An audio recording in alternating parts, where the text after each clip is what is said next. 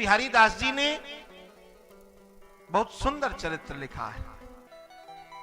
मिथिला की बात है, इस कलिकाल की घटना है, ये कोई द्वापर त्रेता काल की नहीं, कलयुग की घटना। एक विधवा ब्राह्मणी के घर 7 वर्ष का बेटा, और वह ब्राह्मणी का जो बेटा था ना, विपन्नता बहुत थी ब्राह्मणी के घर, गरीबी बहुत थी। रक्षाबंधन का समय था, श्रावणी पूर्णिमा का समय था। जितने बाल गोपाल सखा थे सब हाथ में राखी बंधवा करके आ गए और दिखाते उस बालक को। अब 7 वर्ष के बालक की समझ कितनी, वो भी अपनी मैया के पास आया और आकर के पूछा, मां मेरी कोई बहन नहीं है जो मुझे राखी बांध दे? तो मां ने विनोद में कह दिया कि बहन है ना तेरी। और मिथिला वाले तो वास्तविकता में अयोध्या में सब कुछ मानते हैं। तो मां विधवा ब्राह्मणी ने कह दिया कि तेरी बहन है, पर वह बहन तो अयोध्या में ब्याही है, श्री राम जी को ब्याही है। तो मां, क्या मेरी बहन मुझे कभी राखी नहीं बांधेगी? शिवरंजनी, क्या मेरी बहन मुझे कभी राखी नहीं बांधेगी? मां ने कहा, देख अभी तू छोटा है, थोड़ा बड़ा हो जा तो बहन जरूर राखी बांधेगी। समय 1 दिन बीता, 2 दिन बीता, उस बालक के मन में ये उत्कंठा बन गई कि मेरी बहन तो अयोध्या में है और मैं कितना जल्दी अब अयोध्या पहुंच जाऊं। एक दिन बिना बताए सवेरे जल्दी उठा। मां के पास 2 ही धोती थी, 2 ही साड़ियां थी। एक साड़ी जो मां ने पहन रखी थी और एक साड़ी जो धुल के सूख रही थी। उस धुली हुई साड़ी को उसने लपेटा और कांख में दबा करके चल दिया पैदल, मिथिला से अयोध्या। और जब चला तो कुछ दूरी तक तो पैदल चलते चलते थक गया।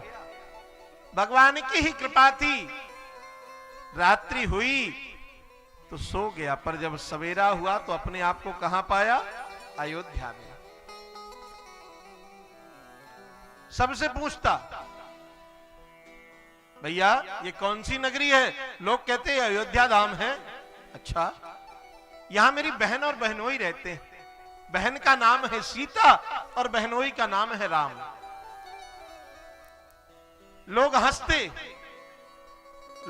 और कहते, बताओ यहां तो श्री सीताराम जी का मंदिर है, कनक भवन, और ये कहता बहन बहनोई है।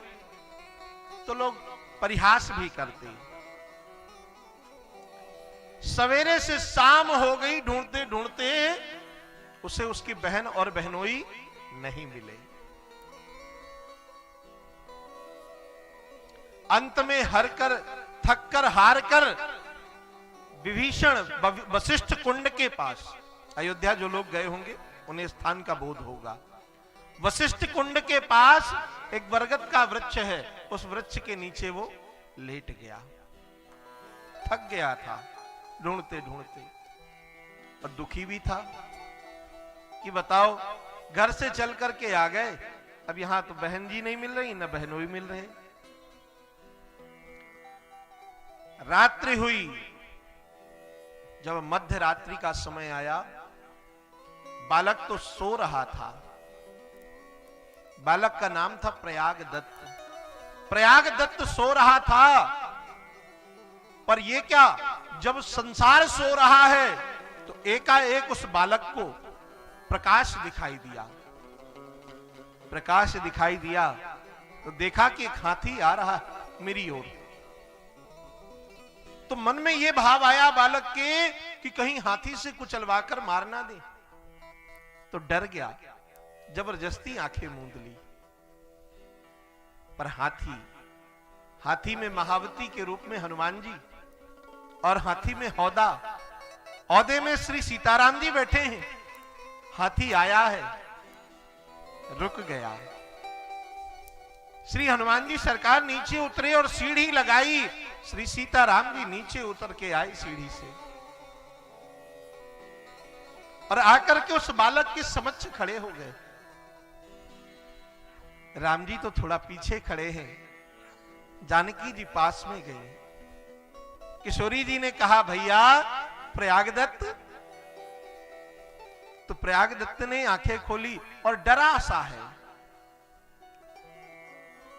मैं तुम्हारी बहन सीता। प्रयागदत्त ने कहा, मैं कैसे मान लूं कि तुम मेरी बहन हो। अरे बोले, मैया ने तुम्हें बताया नहीं?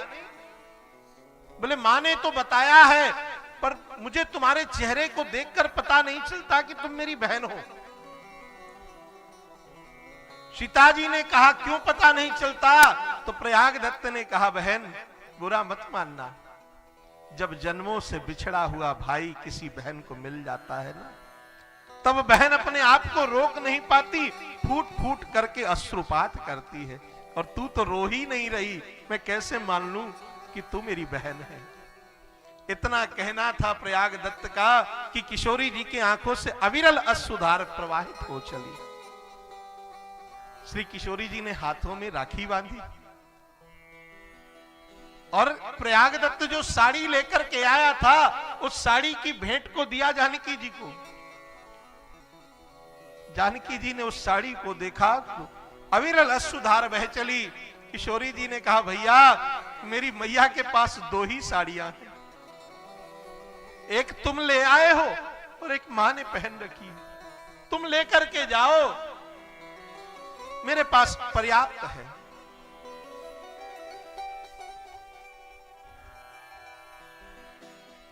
थोड़ी देर बाद वह दृश्य अदृश्य हो गया।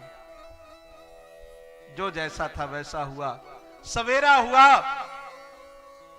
वशिष्ठ कुंड से संत जी जो महंत थे वशिष्ठ कुंड के, वो नीचे उतरे। उन्होंने देखा तो वो समझ गए कि इसे भगवत कृपा प्राप्त हो गई है। अपने साथ आश्रम में ले गए, स्नान कराया। थोड़ी देर बाद 2 स्वर्ण थालों में 2 सखियां भोजन लेकर के आई, 56 व्यंजन। महात्मा जी को समझने में देर ना लगी कि ठकुरानी जी अपने भैया की पहुनाई कर रही हैं। भोजन पाया है दोनों ने। अब उन महंत जी संत जी ने कहा कि देखो बेटा, ये थाल तुम्हारी है, स्वर्ण थाल थी, ये तुम्हारी थाल है, तुम ले जाओ। बोले, महाराज जी कैसी बात करते हैं, बहन का भाई कुछ लेके जाता है क्या और देता है? तो उन्होंने कहा संत जी ने कि ये थाल हम नहीं रख सकते। तो उन दोनों थालों को प्रयागदत्त ने वशिष्ठ कुंड में डाल दिया और चल करके वापस आ गए अपने यहां।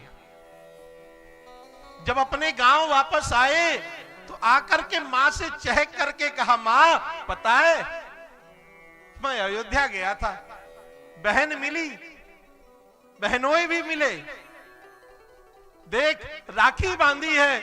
मां ने आंखों में आंसू भर के कहा, धन्य है किशोरी जी, आपने मेरे वचन की मर्यादा रख ली, धन्य है आप।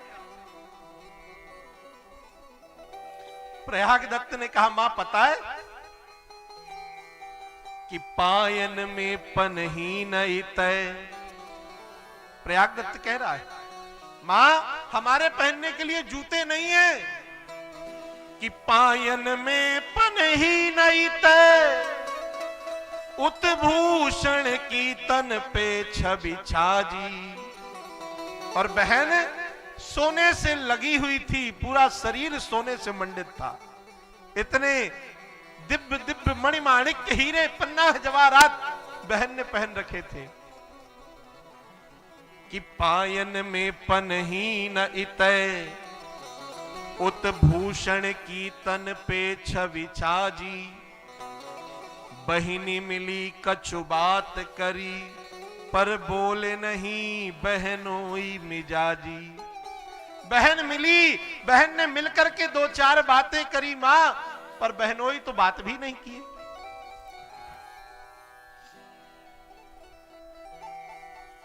उस विधवा ब्राह्मणी ने बार बार किशोरी जी का धन्यवाद ज्ञापित किया, धन्य है आपने तो मर्यादा बचा ली।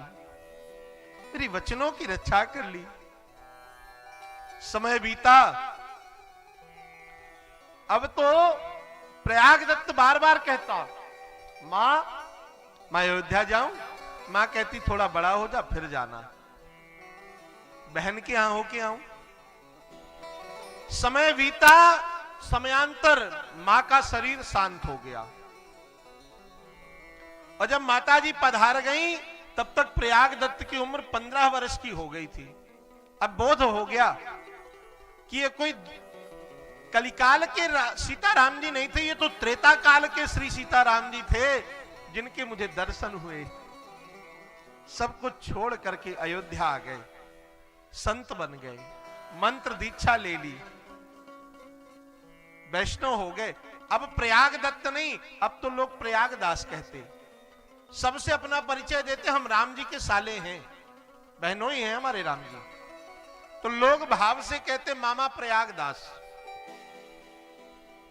ऐसे ही कथा चल रही थी एक दिन, अवध भूमि में तो कथा चलती रहती है। कथा चल रही थी तो कथा में सुन लिया, व्यास जी कह रहे थे कि भगवान वन को चले गए। इतना सुन लिए तो आंखों में आंसू भर आए कि वन को चले गए श्री सीताराम जी, लक्ष्मण जी।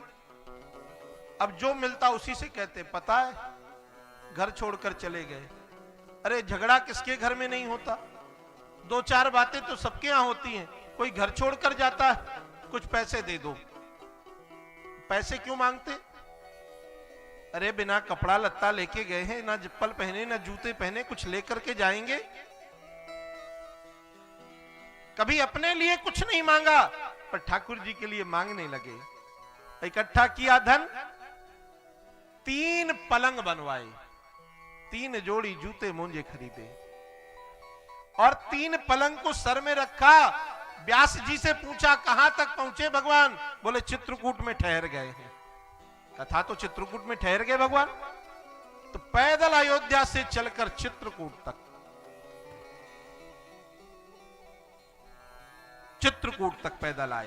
अब खोजते खोजते थक गए तो मंदाकिनी जी के किनारे पहुंच गए। अब मंदाकिनी जी के किनारे जब पहुंचे तो फिर बीहल जंगल ही है। सती अनसुईया जहां से मंदाकिनी जी का उद्गम है, उसके बाद तो फिर जंगल ही जंगल है। आज भी वहां यही स्थिति है। प्रवेश कर गए जंगल में और यही कहते, निकल आओ निकल आओ, हम नाराज नहीं होंगे तुमसे, आ जाओ निकल करके। किशोरी जी ने कहा भाई स्वामी जी से, राम जी से, प्रभु मिल लीजिए, नहीं है तो परेशान हो जाएंगे। ठाकुर जी मिले तो लगे डांटने ठाकुर जी को और जानकी जी को। लड़ाई किसके घर में नहीं होती? सबके घर में 2-4 बातें होती हैं। कोई घर छोड़ के चला आता है क्या? कभी किसी से कुछ मांगा नहीं, लो ये जूते पहन लो और ये पलंग लाए हैं, इस पर सोना, जमीन में मत सोना। किशोरी जी ने कहा प्रभु इनको अपने धाम का दर्शन कराइए। साकेत धाम का दर्शन कराया, और जब साकेत धाम का दर्शन किए तो मामा प्रयागदास ने कहा कि वाह तुम्हारे तो बड़े ठाट हैं, हम तो खामाखा परेशान हो रहे थे, लोगों से मांग रहे थे। बोले अब ये जूतों का क्या करें, इन पलंग का? बोले एक पलंग आप रखो, बाकी संतों को दे दो। संतों को वहीं चित्रकूट में दान किया। एक पलंग उठाए, सर में रखा तो आ गए वापस। कहां आए? प्रयागराज। मेला चल रहा था माघ का, तो बाहर ही, मेले में नहीं शामिल हुए, बाहर ही आकर के नीम का पेड़ लगा था, उस नीम के पेड़ के नीचे अपनी खाट बिछाई और नीचे अपना पानी का पात्र रखा। क्या रखा? करवा नीचे रखा और लेट गए। बढ़िया जूता मोजा पहने। लोग बाग देखते तो कहे अरे बाबा जी मेले में क्यों नहीं जाते? तो यही कहते हैं कि बड़े मतवादी हैं वहां बड़े मतवादी हैं। कोई किसी मत का है, कोई किसी मत का, हम तो यही ठीक है।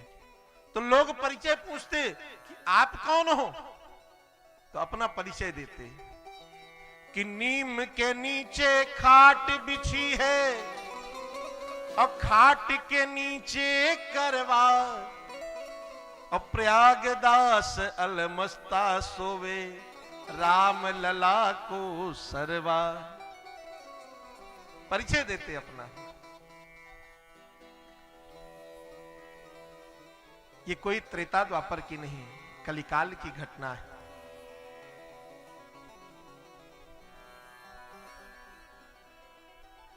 निवेदन करने का केवल इतना सा तात्पर्य है कि पहले अपना संबंध बनाओ ठाकुर जी से, जीव का संबंध बने। और जब संबंध हो जाएगा ना, तो विश्वास तो अपने आप हो जाएगा।